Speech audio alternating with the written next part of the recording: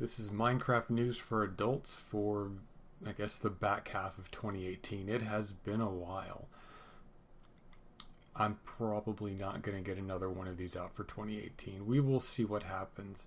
It is entirely conceivable that I will wrap National Novel Writing Month into this little guy.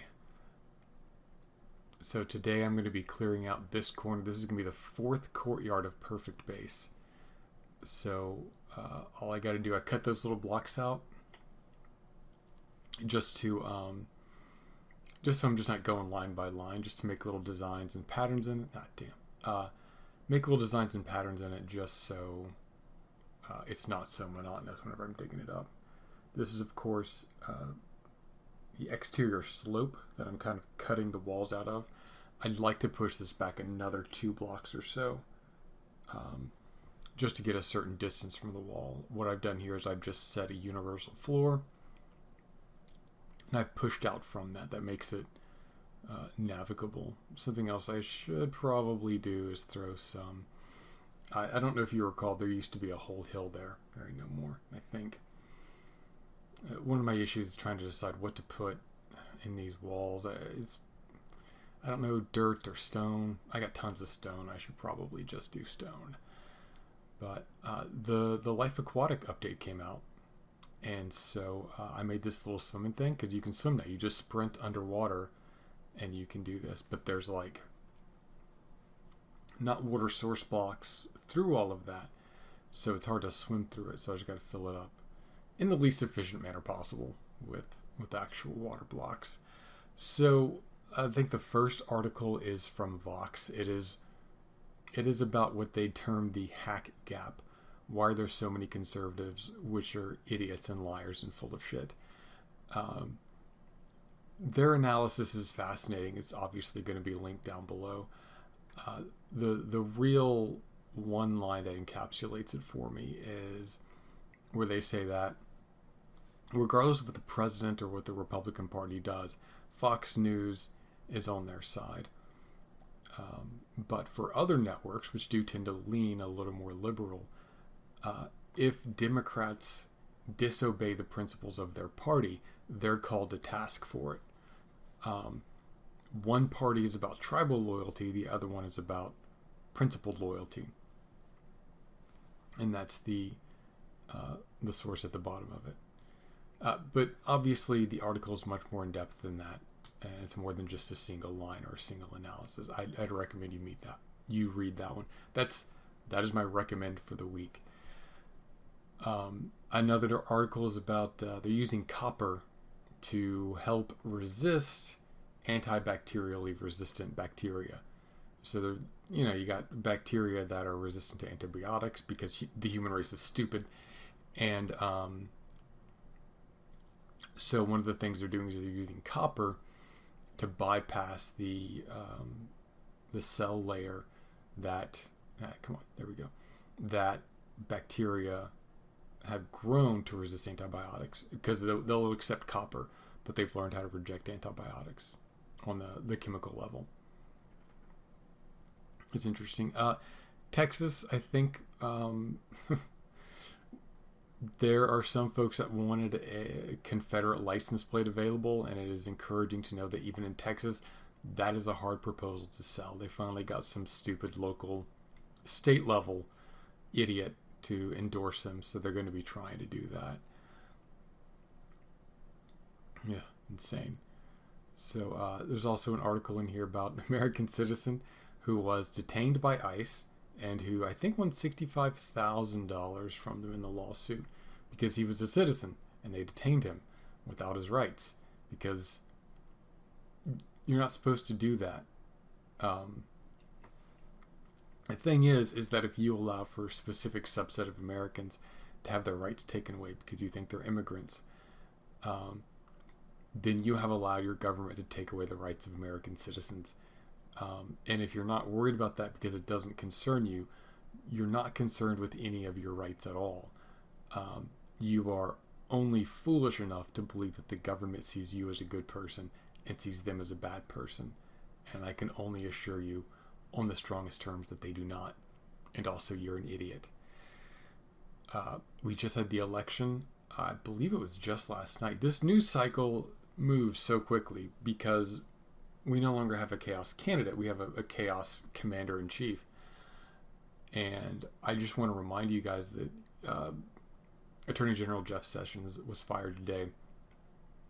He was replaced with a guy who doesn't believe the Russia investigation is substantive.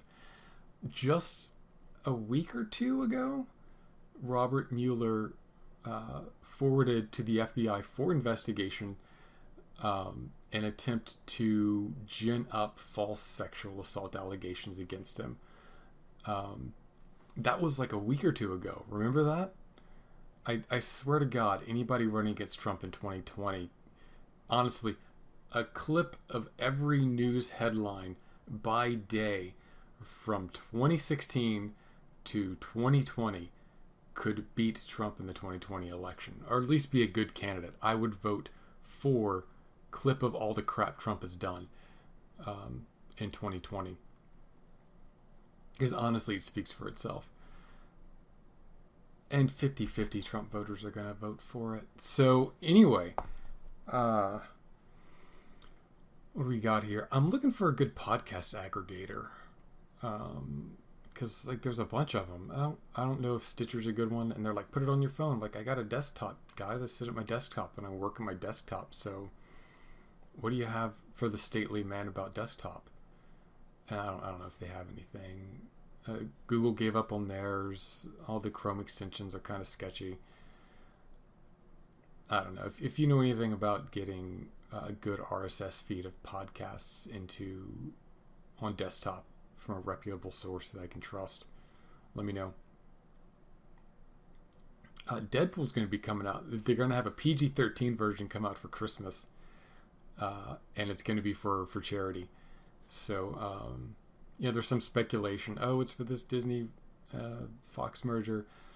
But, some money goes to cancer. It's kind of toned down. I don't know if they reshot stuff. I think they got Fred Savage to do a framing device for it, so that whenever it gets too gory, they can just cut to Fred Savage probably doing is it Peter Sellers? Was he the guy in The Princess Bride? The guy that was telling the story? Peter Falk, maybe? I don't know my Peters. I think they're all dead now, so there's that. I finally caught up with BoJack Horseman. I was finally in the right place for it emotionally. I mean, I thought that I was. Because, you watch season one, it gets pretty intense at the end, and season 2 ramps that up. And then season 3 brings it into the stratosphere, right? And then 4 is everything you need it to be, because you can't keep raising the stakes. Number 4 is obviously things happen with some import. There's some weight to it. You learn about Beatrice Horseman, but it's much more restrained than the rest of the series, and it's perfect, and it's still fine. It's good TV. But season 5, just like, I had to pause a few episodes just to process everything that was happening. I absolutely loved in season 4. There's a moment where the gang is all in the same place at the same time, which I appreciate, because the show is very good about not giving us that. About not taking our main characters and saying, yeah, they're the main characters, they're aware of each other, they're the study group from Greendale Community College. They're people with relationships who have intersections, but not some fated trio who feel like, who feel like they collectively are the characters of their own stories, whenever each of them feels like they're the character of their own story, but they don't have that same awareness of everyone else in the show. So anyway, season 5 is incredibly intense. It gave me the same kind of feeling as the best parts of the previous seasons, where it was funny, where we had characters that were pumping, they were acting in accordance. I thought the Diane Mr. Peanut Butter plot from season 4 was kind of weak, because it's just relationship drama, right? And that's continued into season 5 to be something a little more complicated than that. Season 4 did not have a downer ending as far as I'm concerned, because, Diane and Mr. Peanut Butter, I don't consider how they ended season 4 to be bad. But anyway, season 5 was great and intense, and I think they're really committing to trying to make BoJack Horseman a better person. And he can't have, they've subverted it in BoJack's take on TV shows as his lens through which he processes things emotionally. And they said, well, we've done all the TV stuff. And of course, BoJack tried all the TV stuff. He tried the big gestures. He tried the heart-to-heart talks. And that's not how things work in real life. So they did all that. BoJack did all that. And then they kind of looked back and addressed it all. And in terms of being meta, it doesn't feel like gratuitous or self-indulgent. I mean, yeah, you're making a TV show. Like most TV shows try to spend their time telling you that they're not a TV show, because that's the hard part of making a TV show. And so, when SNL characters break, or whenever a TV show is like, ooh, what if we're a TV show? It's not impressive. It's kind of done to death. Deadpool does it with a certain amount of style, and I appreciate that. It gets a little worn after a certain point, honestly. Because it's just done for a punchline, and after a certain point, you acknowledge the reality. As BoJack might say, obviously. But BoJack Horseman, the show, obviously takes it on a different level and makes it relevant to the journey that BoJack is going on. I was surprised Princess Carolyn ended up with a baby in season 5, because as the season goes on, you realize it's a worse and worse outcome for Princess Carolyn and that baby. Todd's storyline for season 5 is something entirely new and great that I think didn't go in the way you expected it to go. Sexbot was in 3 or 4 episodes of that, and he is just a scene stealer, because you're in the middle of yet another drug-fueled BoJack Horseman sequence that was just completely different from our other BoJack drug-fueled sequences. And it's still fresh. It still cuts deep. And in the midst of that, Sexybot pops up. And it's just a great way to leaven the tone of the show, which they call out, which I hadn't realized, which makes me feel stupid. But I hadn't realized that they used the Todd plots to lighten up this pretty heavy show, just to make it sillier. And I think that's fine. I think a spoonful of Todd foolery helps the BoJack Horseman go down. I just love this show, and I love how much it's grown and what it's become. And I just can't state that enough. I love it. It's fantastic. What else has been going on?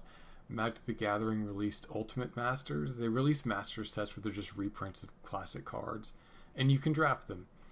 And usually they're about $10 a piece, which is like twice to 100% to 80% more than your regular pack of Magic cards. And I think Ultimate Masters tripled or quadrupled that price point. So everyone is up in arms about that. I kind of decided that I would be out of Magic after this latest return to Ravnica. They're moving the stories from a website where it's accessible to novels where it's not accessible, and the storyline's going to wrap up after these next couple sets. And I don't really play so much, and there's too many cards for me to really enjoy, and I've got all the cards I need to play Commander, and I got all the cards I need to do to make a cube every so often. And the Magic's gone in a lot of ways. One of the projects I am going to do, I'm working on that Orville podcast. I think I have 5 of 12 episodes drafted. I have to just blast through those next 7. After I blast through those 7, I'm going to try to do a game jam on Dead Parents Dungeon and get that monkey off my back. And then I am going to probably do a final Magic bracket, just so I can rank my cards and take all the unsorted cards I've got and align them with decks, and just put the best decks at the front of the queue for upgrades. So, and in the process, categorize my decks, then play a lot of Magic with myself, because I love playing Magic solo, especially with my decks, which some are very terrible, Some were okay, but weirdly balanced, as all things should be, is the meme these days. So, anyway, what else have I got going on? Oh yeah, I had to... Another one of those things on my incredibly long to-do list is reading the LGBT FAQ for D&D 5th E, which is, there's a Discord for LGBTQ folks, and the regular shadiness happened, so I joined it out of spite, despite not wanting to communicate with people in general. They wanted 15 people. I asked if they needed a 15th. Their response was not, yes, we would appreciate you coming on board to fill out our ranks. It was a mass shout out that says, hey, we have our last person. And then it listed all of us, and I was in that list. And it's like, oh, well, glad to be aboard. So, part of the application was that I could just, I could play anything, right? None of that was really acknowledged. So I just feel like there's a guy in a sleeveless undershirt going, all right, you're good enough, get in, roll some dice. But I'm trying not to flake on it. So probably going to do Lucio Pavlik. An interesting thing that happened this week is someone's like, oh, hey, how do I do a spell book? I brought a nice journal, how to make it a spell book. And it's like, well, buddy, I used a 3-ring binder whenever I made Lucio Pavlik's spell book. I found a nice texture paper on DeviantArt, and I use cover sleeves, so you just slip the pages in and out. I got sticky notes, like the center pages are blank, and I got sticky notes on there for my prepared spells. It's super great, mega functional. But if you have a bound journal, man, how do you even do that? I think the answer is, and of course you would have to check with your game master, what do they call it in D&D? Oh, your dungeon master, yeah. And just say, hey, so the deal is that I'm going to have this spell book, and I'm going to put spells from the previous wizards in it.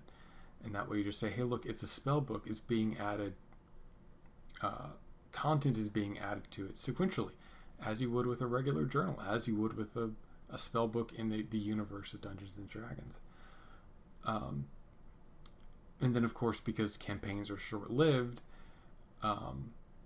that spell book would simply pass to the next wizard, who may or may not have access to their spells. I mean, maybe the spells are coded. Maybe the spells are in a different language. Maybe the spells use an entirely different base of magic. It doesn't really matter in D&D so much. But in the old Mage the Awakening games, different magics were invoked in different ways, depending on your... I'm going to go with Sept? Yeah, your Sept of Magic. So, you might do it with arcane sigils or math, or you might do the hand motions. D&D doesn't explicitly say that. They have verbal and somatic components, yes. But the method in which things are written in spellbooks may have a wide variety of implementations, even within the same language. So the notation might just be different, standard to metric, basically. And so, hey, maybe you speak the same language as the previous wizard, but you can't use their spells because, it's metric. Or, hey, maybe you can use their spells. I mean, is having your first level wizard, being able to look at a 5th level spell that big of a deal? I mean, they'd be more powerful than the average wizard, but is the campaign going to grind to a halt? Is your wizard going to be too good? What they can cast each day and what they can prepare each day is still about the same. So I don't see it being a huge issue. So one of the things I would like to do, and this is contingent on me getting the Cecinas Pa Star Trek, the Orville podcast, and getting Dead Parents Dungeon done and dusted and out of the way. Even Minecraft News for Adults, out of the way. It is like 3 a.m. I just cannot sleep. I've been taking some pills that have been helping with that, which is good. But sometimes I just don't want to go to sleep. And honestly, I was up watching BoJack Horseman 5th season because I got far enough into it. I didn't want to. I had to know what happened next. It's just so rare that a show catches me like that. So I'm just going to divide these into grids just so it can be clean, just so there's a pattern to it, just so there's some mental stimulation above just doing like a dot matrix printer of the stone. Sorry, I'm looking forward to making that spell book. It would be interesting to make some wizards to recount their adventures in different formats. I'm sure I can go online and I can find out how to make a first edition wizard, and I can probably, I think Matt Colville set up a thing where you can just find adventures. So you can say, okay, well, I'm looking for a first edition adventure for Wizard of 2nd level or 5th level or 7th level, and just say, hey, look, what are this guy's adventures in 1st level? And that wizard dies or whatever. Obviously, I think the last dungeon he'd go to would be the Tomb of Horrors, right? I mean, of course. And then just kind of go 2nd, 3rd, 3.5, maybe Pathfinder, 4th edition, then finally 5th edition. I'm going to have Lucio Pavlik for 4th and 5th. I already made Lucio Pavlik. I don't feel like going back on that. Apparently the only wizard in this group, which is incredibly surprising to me. It's a West Marches campaign, which I've never done before because, I have story-based games. I don't usually play games where you can just shuffle up plot points and deal them out like cards because time doesn't matter and the points are made up. So anyway, I think I'm going to cut it off here. I think nope, not cut it off here. All right, you guys know these are pre-recorded, and it's been a while since I've done this, so I've kind of forgotten what the hell I was doing. I'm baffled. I should go to the bed. I go to the bed before I log out and I end it.